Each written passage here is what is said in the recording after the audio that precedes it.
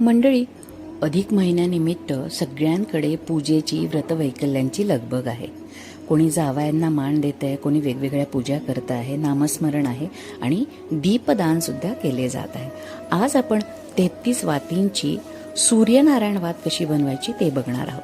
ह्या फुलवाती आहेत, तुम्ही बघू शकता. एक बाजू थोडी लांब केलेली आहे आणि एक थोडी छोटी ठेवलेली आहे.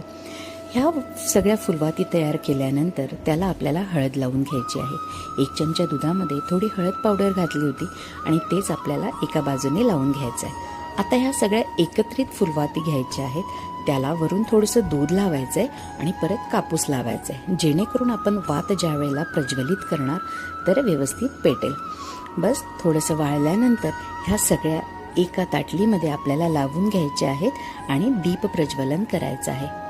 नामस्मरण करून आपण दीप प्रज्वलन करून आज प्रभू श्रीरामांना आपली ही सूर्यनारायण वात समर्पित करतो आहोत. तर अधिक महिन्यासाठी ही वात नक्कीच बनवून बघा आणि कशी आहे ते सुद्धा नक्की सांगा.